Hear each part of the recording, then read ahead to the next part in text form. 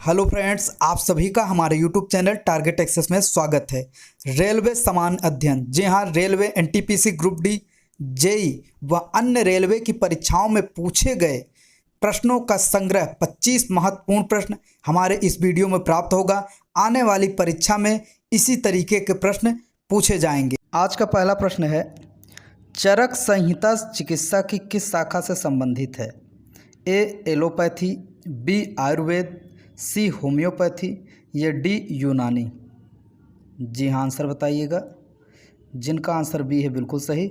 चरक संहिता संस्कृत भाषा में लिखा आयुर्वेद से प्रसिद्ध ग्रंथ है।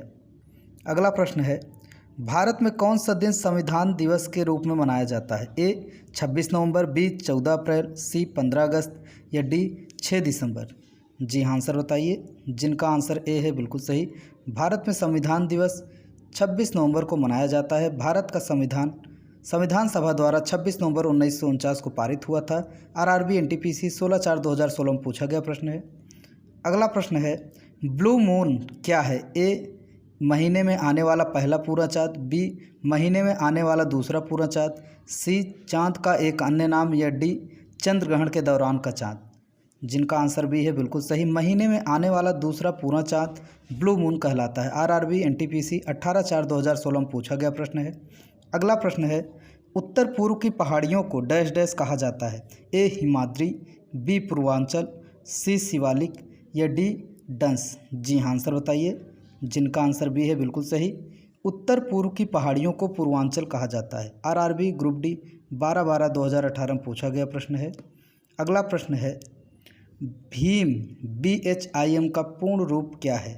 A Bharat initiative for money, B Bharat intermediate for money, C Bharat immediate for money या D Bharat interface for money. Answer बताइएगा। जिनका आंसर डी है बिल्कुल सही। भीम BHIM का पूर्ण रूप भारत इंटरफेस फॉर मनी है। आरआरबी जेई 30/5/2019 को पूछा गया प्रश्न है। अगला प्रश्न है,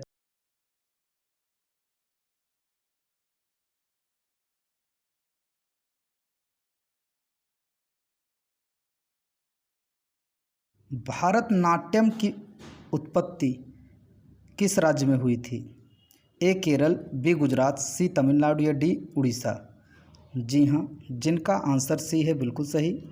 भारतनाट्यम तमिलनाडु में देशवासियों द्वारा विकसित व प्रसारित किया गया था। आरआरबी जेई 23/5/2019 में पूछा गया प्रश्न है। अगला प्रश्न है,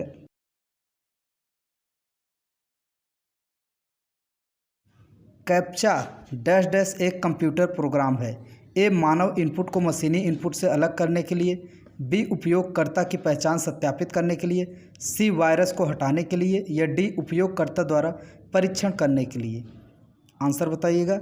जिनका आंसर ए है बिल्कुल सही। कैप्चा का उपयोग मानव इनपुट को मशीनी इनपुट से अलग करने के लिए होता है। रेलवे एनटीपीसी ऑनलाइन परीक्षा 31 मार्च 2016 में पूछा गया प्रश्न है। अगला प्रश्न है, निम्नलिखित में से किस राजा ने कोणार्क के सूर्य मंदिर का निर्माण करवाया था? ए नरसिम्हादेव प्रथम, बी वक्रदेव, सी महामेघवाहन या डी कुदेव श्री। जी हाँ, आंसर बताइएगा। जिनका आंसर ए है बिल्कुल सही। गंग राजवंश के महान शासक नरसिम्हदेव वर्मन प्रथम ने सूर्य मंदिर का निर्माण करवाया था। कोणार्क का सूर्य मंदिर भारत के उड़ीसा राज्य में स्थित है। अगला प्रश्न है, भारतीय संविधान में उल्लेखित आपातकालीन प्रावधान किस देश के संविधान से लिए गए हैं? ए संयुक्त राज्य America, B United Kingdom, C Germany या डी कनाडा। जी हाँ, आंसर बताइए। जिनका आंसर सी है बिल्कुल सही, जर्मनी। आरआरबी एनटीपीसी 2/4/2016 में पूछा गया प्रश्न है। अगला प्रश्न है, निम्नलिखित में से वायुमंडल की किस परत से रेडियो का संचार संभव होता है? ए क्षोभ मंडल, बी तापीय मंडल, सी समताप मंडल या डी आयन मंडल। आंसर बताइएगा। जिनका आंसर डी है बिल्कुल सही। रेडियो का संचार वायुमंडल के आयन मंडल से संभव होता है। आरआरबी एनटीपीसी 17/1/2017 में पूछा गया प्रश्न है। अगला प्रश्न है, झेलम, चिनाब और रावी उपनदी है? ए गंगा नदी, बी सिंधु नदी, सी ब्रह्मपुत्र नदी या डी गोदावरी नदी। आंसर बताइएगा। झेलम, चिनाब और रावी किसकी उपनदी है? जिनका आंसर बी है बिल्कुल सही, सिंधु नदी। अगला प्रश्न है, उस संगठन का चयन करें जो दिए गए समूह से संबंधित नहीं है। A IIM Ranchi, B Axis bank, C IDBI bank या डी ICICI बैंक। जी हाँ, जिनका आंसर ए है बिल्कुल सही। IIM रांची एक पब्लिक बिजनेस स्कूल है। अगला प्रश्न है, मधुबनी चित्रकला शैली मूलतः किस राज्य से संबंधित है? ए आंध्र प्रदेश, बी बिहार, सी उड़ीसा या डी मध्य प्रदेश। जी हाँ, आंसर बताइए। जिनका आंसर बी है बिल्कुल सही। मधुबनी चित्रकला का संबंध बिहार राज्य से है। RRB NTPC 29/3/2016 में पूछा गया प्रश्न है। अगला प्रश्न है, ध्वनि तरंगे डैश डैश में यात्रा नहीं कर सकती है। ए वायु, बी स्टील, सी पानी या डी खाली स्थान। आंसर बताइए। जिनका आंसर डी है बिल्कुल सही। ध्वनि तरंगे खाली स्थान में यात्रा नहीं कर सकती। रेलवे NTPC ऑनलाइन परीक्षा 28 अप्रैल 2016 को पूछा गया प्रश्न है।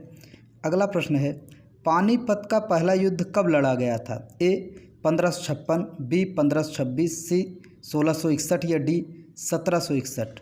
जी हाँ, जिनका आंसर बी है बिल्कुल सही। पानीपत का पहला युद्ध 1526 में इब्राहिम लोदी और बाबर के बीच लड़ा गया था।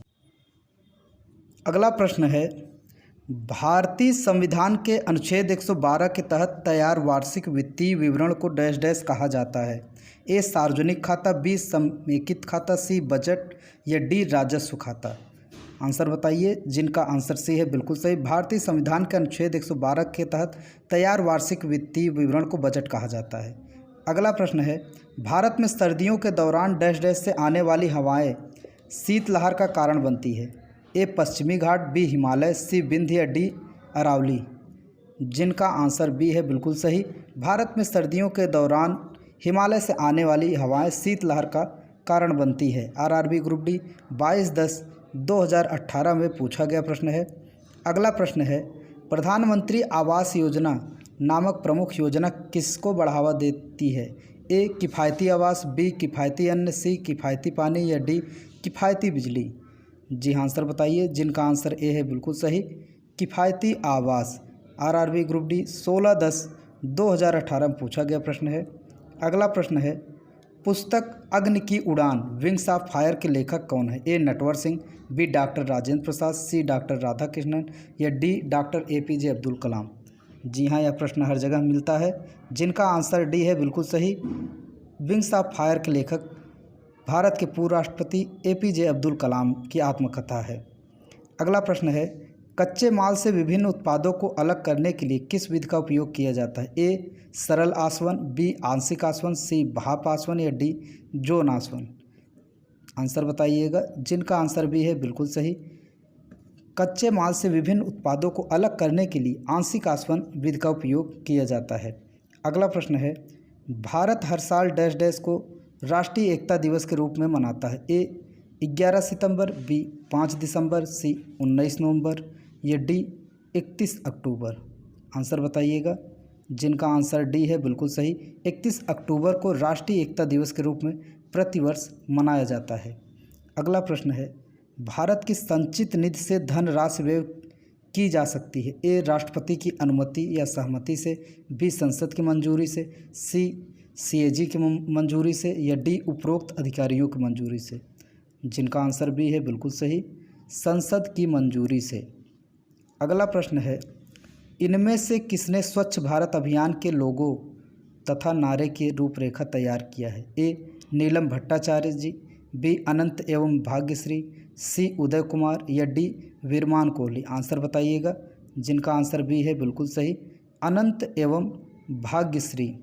अगला प्रश्न है, सर जगदीश चंद्र बसु द्वारा पौधों में वृद्धि को मापने हेतु निर्मित उपकरण का नाम क्या है? ए क्रिस्कोग्राफ, बी पॉलीग्राफ, सी टेलीग्राफ या डी कार्डियोग्राफ। जी हाँ, जिनका आंसर ए है बिल्कुल सही, क्रिस्कोग्राफ। अगला प्रश्न है, इंटरपोल का मुख्यालय कहाँ स्थित है? ए पेरिस, बी लंदन, सी लियोन या डी ब्रुसेल्स। जी हाँ, आंसर बताइए। जिनका आंसर सी है बिल्कुल सही, इंटरपोल का मुख्यालय फ्रांस के लियोन में है। एनटीपीसी 29/3/2016 में पूछा गया प्रश्न है। अगर आप लोगों को वीडियो पसंद आया हो तो हमारे यूट्यूब चैनल टारगेट एक्सेस को सब्सक्राइब करें और नए वीडियो के नोटिफिकेशन के लिए बेल आइकन को ज़रूर दबाएं, लाइक करें, कमेंट करें और ज़्यादा से ज़्यादा शेयर करें। वीडियो देखने के लिए धन्यवाद।